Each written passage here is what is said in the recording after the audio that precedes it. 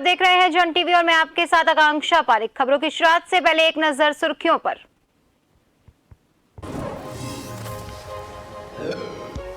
कर्नाटक विधानसभा चुनाव में कांग्रेस की हुई बड़ी जीत। सोमेश्वर हल्द्वानी विधानसभा क्षेत्र में कांग्रेस कार्यकर्ताओं ने जताई खुशी। हनुमान जी को मिठाई का लगाया भोग।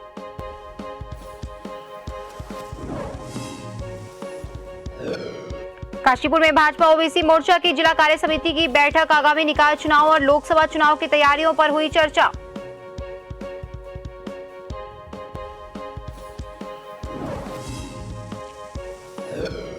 विधानसभा अध्यक्ष रितु खंडूरी का कोटद्वार दौरा। अधिकारियों से मिलकर विकास कार्य को लेकर दिए निर्देश। जनता दरबार में सुनी लोगों की समस्याएं।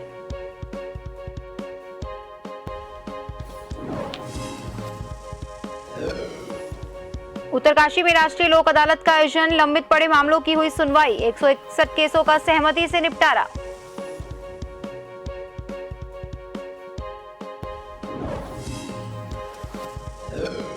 और श्री हेमकुंड साहिब की शुरू होगी यात्रा। जिलाधिकारी ने पैदल यात्रा मार्ग का किया निरीक्षण। व्यवस्थाओं को सुचारू करने का दिया निर्देश।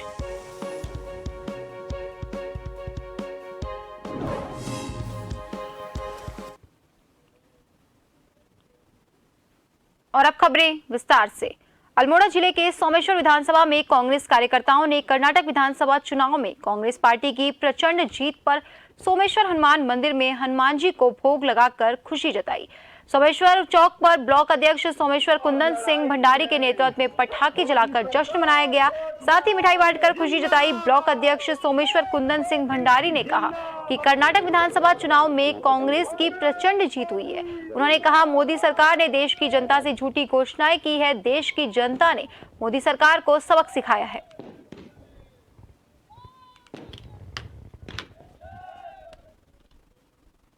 कर्नाटक विधानसभा चुनाव में कांग्रेस को मिली भारी जीत का असर अन्य राज्यों में भी देखने को मिल रहा है। कांग्रेस कार्यकर्ताओं का उत्साह बना हुआ है। उत्तराखंड के हल्द्वानी में भी कर्नाटक विधानसभा चुनाव में कांग्रेस को मिली जीत पर कांग्रेस द्वारा मिठाई बांटकर कार्यक्रम किया गया। कांग्रेस के महानगर अध्यक्ष गोविंद सिंह बिष्ट के नेतृत्व में पार्टी कार्यकर्ताओं ने बुद्ध पार्क में मिठाई बांटी। इस दौरान कांग्रेस के महानगर अध्यक्ष गोविंद सिंह बिष्ट ने कहा कि कर्नाटक की जीत कांग्रेस के लिए एक संजीवनी बनकर आई है, क्योंकि पिछले विधानसभा चुनाव में बीजेपी ने धनबल से कांग्रेस की सरकार को गिरा दिया था, लेकिन इस बार के चुनाव में कर्नाटक की जनता ने बीजेपी को सबक सिखाने का काम किया है।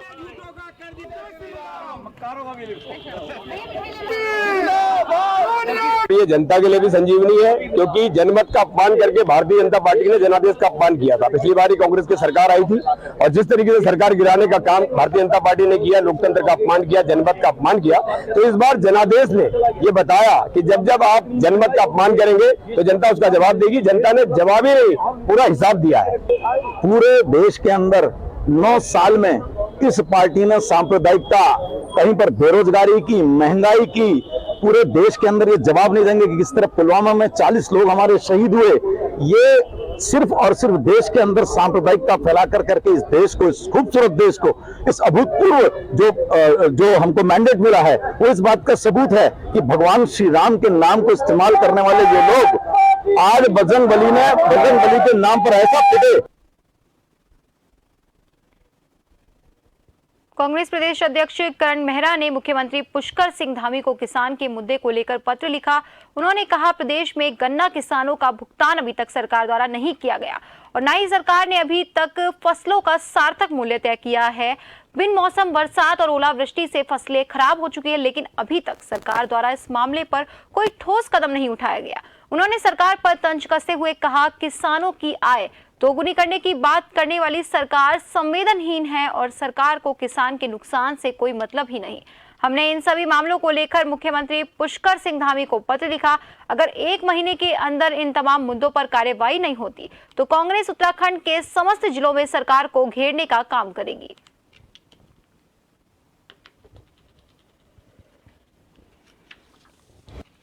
क्या तैयारी रहेगी, किस तरीके से? हम 1 महीने अभी इंतजार कर रहे हैं। 1 महीने में अगर कुछ फ्रूटफुल रिजल्ट्स निकले और किसानों का बकाया भुगतान हो जाए और समर्थन मूल्य में कुछ बढ़ोतरी हो तो हम फिर और भी चीजें हैं, जैसे बारिश में असमय बरसात से लोगों की गेहूं की फसल खराब हुई है, ओलावृष्टि से नुकसान हुआ है। इस सरकार ने एक भी रुपया किसानों के मुआवजे की बात नहीं की। किसानों की आय दुगनी करने की बात करने वाली सरकार इतनी संवेदनहीन है कि उनको किसानों का नुकसान का कोई मतलब ही नहीं तो और सरकारें होती अभी तक मुआवजा घोषित हो चुका होता गेहूं का। और कर्नाटक विधानसभा चुनाव में कांग्रेस की हुई शानदार जीत के बाद जहां प्रदेश कांग्रेस मुख्यालय देहरादून में कांग्रेस जमकर जीत का जश्न मना रही है, वहीं बीजेपी के प्रवक्ता विनोद सुयाल ने कहा कर्नाटक विधानसभा चुनाव में वोट प्रतिशत कम होने के कारण बीजेपी को हार का मुंह देखना पड़ा। उन्होंने कहा कि जनता का जनादेश हम स्वीकार करते हैं और केंद्रीय नेतृत्व इस पर मंथन कर रहा है कि क्या कारण रहे जो कर्नाटक चुनाव में हार मिली है। साथ ही उन्होंने कहा कि यूपी के निकाय चुनाव में बीजेपी ने जनता का विश्वास जीता, जिससे जबरदस्त जीत बीजेपी को हासिल हुई। रूप से जब किसी विषय पर सफलता और असफलता का विषय आ जाता है तो उनके कारणों पर जाना तो एक समझदार संगठन का एक नेतृत्व का रहता ही है। उसका आत्ममंथन और उसका चिंतन तो स्वाभाविक ही है। उसके बाद आगे क्या किया जा सकता है उस सारे विषयों पर चर्चा वार्ता हमारा नेतृत्व कर रहा है।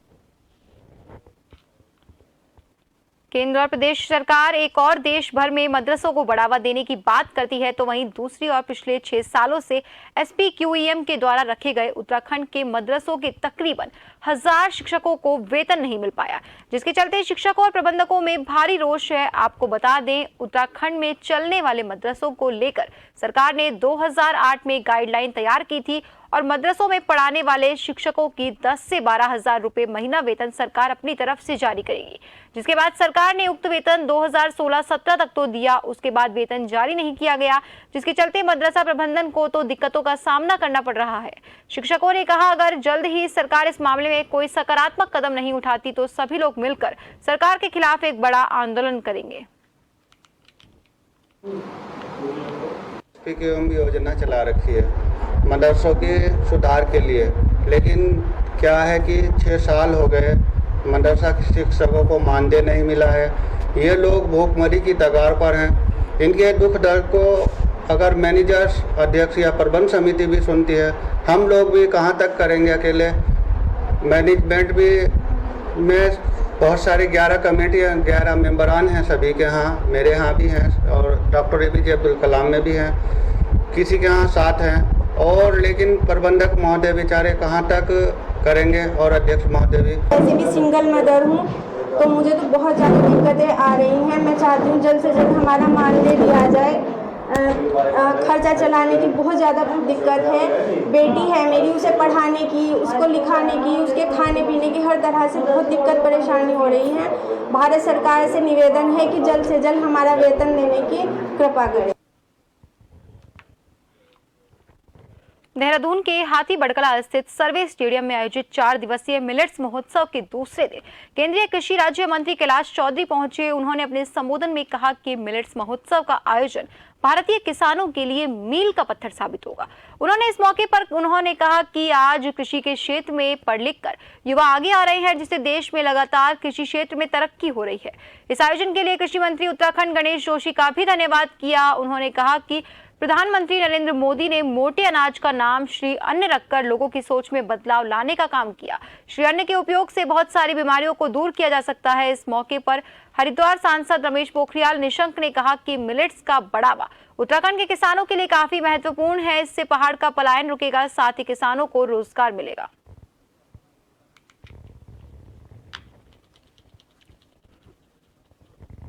अंतर्राष्ट्रीय मिलेट्स ईयर चल रहा है 2023 और उस काम को हमारे उत्तराखंड की सरकार, आदरणीय कृषि मंत्री जी और हमारे मुख्यमंत्री जी के प्रयासों से ये आज महोत्सव मनाया जा रहा है और जिसमें 4 दिन का ये कार्यक्रम रहेगा। इसमें सैकड़ों जो किसान आए, निश्चित रूप से किसान आने वाले समय के अंदर श्री अन्न के माध्यम से वो अपने स्वयं की थाली के अंदर भी अन्न पहुँचे और देश के प्रत्येक व्यक्ति को भी किस तरह से श्री अन्न पहुँचे। तो इस दिशा के अंदर निश्चित रूप से ये एग्जीबिशन और जो यहाँ का महोत्सव रखा गया है। तो उत्तराखंड तो जैविक खेती का एक ऐसा स्थान है जो सारे विश्व में अपना स्थान रखता है। यहाँ जो हिमालय का क्षेत्र है और जो इसकी जैव विविधता है वो पूरी दुनिया के अंदर अद्भुत है। और इसलिए ये जो श्री अन्न उत्सव है ये न केवल यहाँ की आर्थिक क्षमताओं को बढ़ाने का बल्कि मानव के स्वास्थ्य की रक्षा का एक मॉडल। प्रदेश में 4 दिवसीय श्री अन्न महोत्सव का आज दूसरा दिन है। इस महोत्सव में आज केंद्रीय कृषि राज्य मंत्री कैलाश चौधरी ने भाग लिया।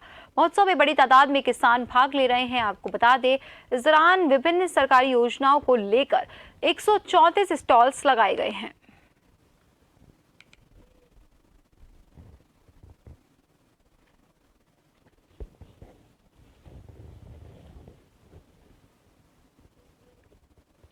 विश्व प्रसिद्ध श्री हेमकुंड साहिब में अभी करीब 8 फीट बर्फ है। यहाँ लक्ष्मण मंदिर और हेमकुंड सरोवर भी पूरी तरह से बर्फ से ढके हुए हैं।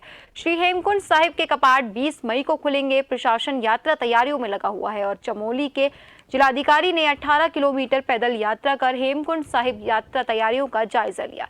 सेना के जवानों ने हेमकुंड साहिब मार्ग पर बर्फ हटाकर आवाजाही सुचारू कर दी है।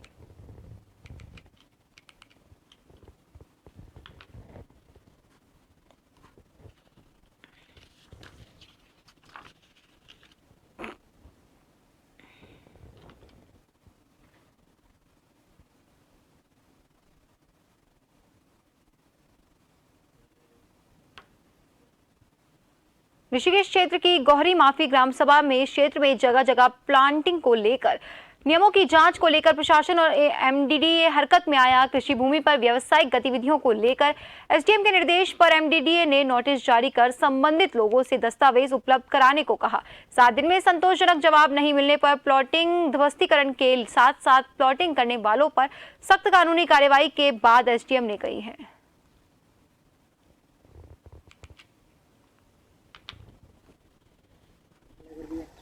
कब तक का वक्त दिया गया है? देखिए, उसमें एमडीडी के थ्रू वहाँ पर नोटिस उन पे सर्व किया गया है। जो इलीगल प्लॉटिंग की बात आप रखी थी आप लोगों ने, तो उसमें 1 हफ्ते का टाइम दिया गया है उन्हें। अगर वो जो भी पेपर प्रस्तुत करते हैं, अगर उससे रिलेटेड लीगल अगर पाया जाता है तो ठीक है, लेकिन अगर इलीगल होता है तो उस पर कार्रवाई की जाए। प्रदेश में समान नागरिकता कानून लागू करने के लिए मुख्यमंत्री पुष्कर सिंह धामी पूरी तरह से एक्टिव मोड में नजर आ रहे हैं। एक कार्यक्रम के दौरान मुख्यमंत्री ने मीडिया से बातचीत करते हुए बताया कि 30 जून तक यूनिफॉर्म सिविल कोड का ड्राफ्ट तैयार हो जाएगा। मुख्यमंत्री ने कहा, गठित समिति द्वारा ये कहा गया कि 30 जून तक यूनिफॉर्म सिविल कोड का ड्राफ्ट तैयार कर दिया जाएगा। सीएम ने कहा कि ड्राफ्ट मिलने के बाद ही आगे की कार्रवाई की जाएगी और उत्तराखंड के साथ साथ देश के अन्य राज्यों से भी अपेक्षा की जाएगी कि सभी राज्य भी अपने यहाँ समान नागरिकता कानून लागू करें।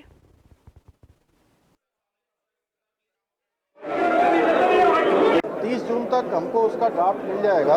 जो कमेटी ने हमको अश्योर किया है कि हम 30 तारीख तक ड्राफ्ट तैयार कर लेंगे। उसके बाद हम उस पर आगे कार्रवाई करेंगे कि समान नागरिक संहिता हमारे यहाँ तो लागू हो और सबसे हम अपेक्षा करेंगे कि पूरे देश के अन्य राज्य भी उसको लागू करें। ठीक है। और इसी के साथ खबरों में वक्त तो चला एक छोटे से ब्रेक का। जल्द हाजिर होंगे, बने रहिए जन टीवी के साथ।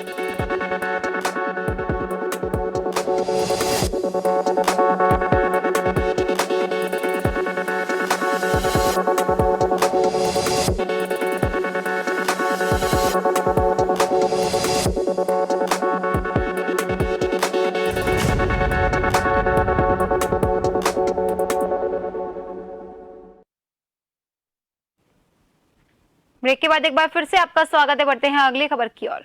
लोहाघाट के पाटन पुल के पास युवा सूरज अधिकारी को बंदरों के झुंड के द्वारा एक दुर्लभ प्रजाति के उल्लू के बच्चे पर हमला करते हुए देखा तो सूरज ने बंदरों के झुंड को भगाकर उल्लू के बच्चे को हमले से बचाया और घायल उल्लू के बच्चे को घर ले आया और अपने पिता यानी पूर्व सैनिक ललित सिंह अधिकारी को इसकी जानकारी दी। जिसके बाद पूर्व सैनिक ललित सिंह अधिकारी ने लोगों को ये जानकारी दी, जिसके बाद ललित सिंह अधिकारी मोहन चंद्र पाटनी और सुभाष कुमार के द्वारा उल्लू के बच्चे को पशु चिकित्सालय लोहाघाट लाया गया, जहां डॉक्टर्स ने जनक चंद के द्वारा उल्लू का इलाज किया गया। डॉक्टर चंद ने बताया कि उल्लू के बच्चे के पंख में चोट आई है। 1 हफ्ते के भीतर वो ठीक हो जाएगा। डॉक्टर चंद ने कहा, उल्लू काफी दुर्लभ प्रजाति का है। लोगों के द्वारा रेंजर दीप जोशी को इसकी सूचना दी गई, जिसके बाद वनकर्मी उल्लू को अपने साथ ले गए, जिसका वनकर्मियों के द्वारा इलाज करवाया जाएगा। वहीं लोगों के द्वारा जागरूक लोगों के प्रयासों की सराहना की गई।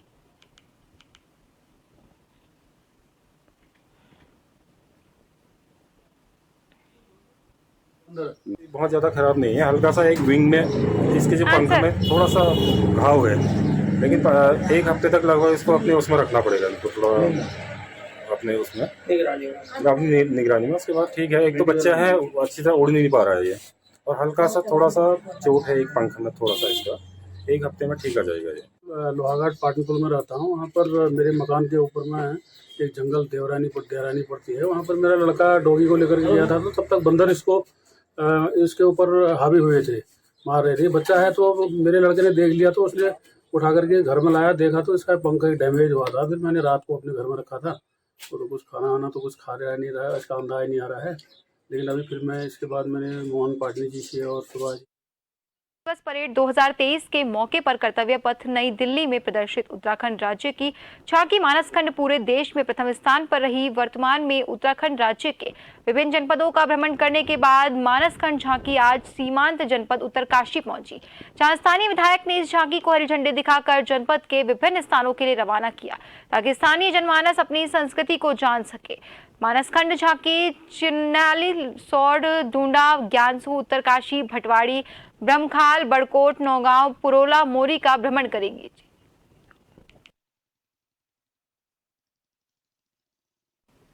देहरादून में दून विश्वविद्यालय में राष्ट्रीय होम्योपैथिक सम्मेलन होम्योकॉन 2023 कार्यक्रम का आयोजन किया गया। इस मौके पर मुख्यमंत्री पुष्कर सिंह धामी ने बतौर मुख्य अतिथि शिरकत की।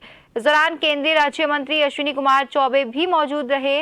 मुख्यमंत्री पुष्कर सिंह धामी ने कार्यक्रम की शुरुआत दीप प्रज्वलित कर की। कार्यक्रम को संबोधित करते हुए मुख्यमंत्री पुष्कर सिंह धामी ने कहा कि केंद्र और राज्य सरकार लगातार आयुष चिकित्सा को बढ़ावा दे रही है। इस दौरान मुख्यमंत्री ने इस कार्यक्रम के आयोजन के लिए सभी को हार्दिक बधाई और शुभकामनाएं दी है। वहीं केंद्रीय राज्य मंत्री अश्विनी कुमार चौबे ने कहा कि केंद्र सरकार लगातार आयुष चिकित्सा को बढ़ावा दे रही है। इसी के तहत 2014 में अलग से आयुष मंत्रालय का गठन किया गया, जो कि सराहनीय है। साथ ही उन्होंने कहा कि देवभूमि उत्तराखंड में आयुष चिकित्सा को बढ़ावा देने के लिए काफी कुछ संभावनाएं मौजूद हैं।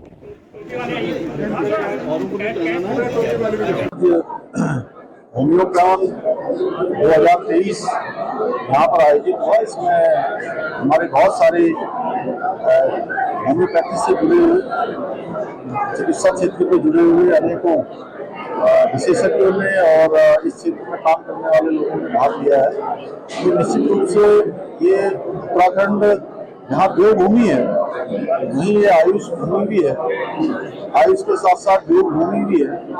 तो इस प्रकार के जो कार्यक्रम हैं उससे तमाम प्रकार की जो चर्चा होती है, जो उसमें एक मंथन होता है, चिंतन होता है। होम्योपैथिक का कोई बाहर की जर्मनी की नहीं है, ये लोगों में भ्रम है। ये भारत की पुरातन और सनातन संस्कृति से जुड़ा हुआ, जो चरक संहिता में आयुर्वेद हो, होम्योपैथ हो, ये जड़ी बूटी औषधियों से निर्मित ही वो दवाइयाँ हैं। भले हमारे जर्मन के विद्वान ऐसे चिकित्सक पूरे दुनिया में इसको। सांस्कृतिक नगरी अल्मोड़ा में प्रभारी निरीक्षक कोतवाली अल्मोड़ा संजय पाठक ने कंप्यूटर ट्रेनिंग सेंटर ITDA चौघान पाटा अल्मोड़ा में कंप्यूटर प्रशिक्षण ले रहे छात्र छात्राओं को सड़क सुरक्षा के प्रति सजग करते हुए यातायात नियमों की जानकारी दी। यातायात नियमों के उल्लंघन पर MV एक्ट के तहत दंड के प्रावधानों की जानकारी देकर जागरूक किया गया। सभी से दोपहिया वाहन चलाते समय हेलमेट पहनने, 3 सवारी नहीं बैठाने और सड़क सुरक्षा के दृष्टिगत यातायात नियमों का हमेशा पालन करने की अपील करते हुए अन्य लोगों को भी जागरूक करने हेतु प्रेरित किया गया। साथ ही साइबर अपराध, महिला सुरक्षा, उत्तराखंड पुलिस, गौरा शक्ति फीचर और हेल्पलाइन नंबरों की भी जानकारी देकर जागरूक किया। उत्तराखंड के पहाड़ी जिलों में 17 मई तक बारिश होगी। मौसम विभाग ने 17 मई तक चमोली, उत्तरकाशी, बागेश्वर, रुद्रप्रयाग और पिथौरागढ़ समेत अन्य जिलों में बारिश की संभावना जताकर येलो अलर्ट जारी किया। वहीं मैदानी जिलों में मौसम शुष्क रहेगा और तापमान बढ़ने का अंदेशा जताया है। मौसम विभाग के निदेशक डॉक्टर विक्रम सिंह ने बताया कि 14 से 16 तक पर्वतीय इलाकों में बारिश की संभावना है। वहीं 17 से 19 तक हल्की बारिश ऊंचाई वाले इलाकों में हो सकती है। हालांकि 20 के बाद थोड़ी एक्टिविटी शायद मिलने वाली है। 20 तारीख से एक पश्चिमी विक्षोभ दिख रहा है कि वो आएगा, उसका असर देखने को मिलेगा। लेकिन 19 तक कोई विशेष एक्टिविटी वेदर वाइज नहीं है। जैसे मैंने बोला 14, 15, 16 में थोड़ी बहुत जो है हल्की एक्टिविटी रेन थंडरस्टॉर्म की वो अंदर के डिस्ट्रिक्ट्स में दिखेंगी। हल्द्वानी पुलिस नशे के खिलाफ कार्रवाई के लाख दावे करती हो, लेकिन पुलिस के दावे राजपुरा क्षेत्र में हवाई साबित हो रहे हैं। आपको बता दें, स्मैक, चरस, शराब और सट्टेबाजी के खिलाफ अब राजपुरा की महिलाओं और स्थानीय लोगों ने मोर्चा खोल दिया। स्थानीय लोगों का कहना है कि राजपुरा क्षेत्र में नशे का खुलेआम कारोबार चल रहा है, लेकिन पुलिस आंख बंद करके बैठी है।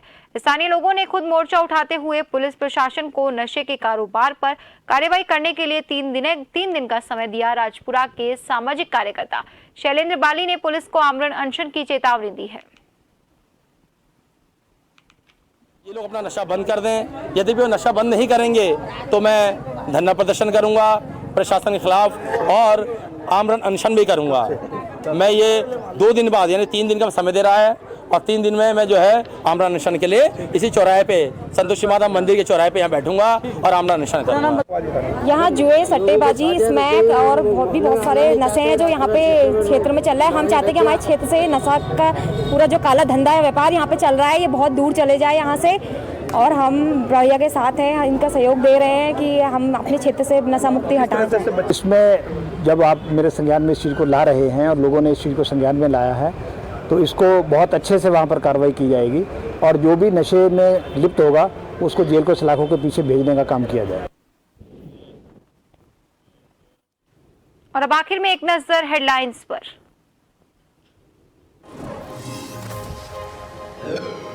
कर्नाटक विधानसभा चुनाव में कांग्रेस की हुई बड़ी जीत। सोमेश्वर हल्द्वानी विधानसभा क्षेत्र में कांग्रेस कार्यकर्ताओं ने जताई खुशी। हनुमान जी को मिठाई का लगाया भोग।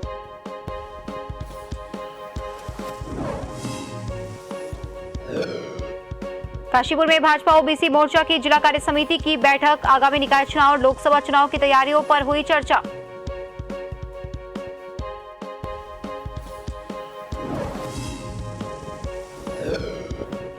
विधानसभा अध्यक्ष रितु खंडूरी का कोटद्वार दौरा। अधिकारियों से मिलकर विकास कार्यों को लेकर दिए निर्देश। जनता दरबार में सुनी लोगों की समस्याएं।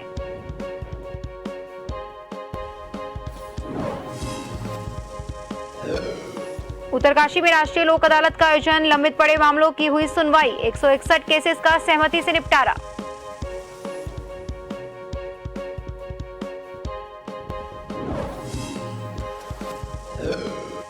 और श्री हेमकुंड साहिब की शुरू होगी यात्रा। जिलाधिकारी ने पैदल यात्रा मार्ग का किया निरीक्षण। व्यवस्थाओं को सुचारू करने के दिए निर्देश।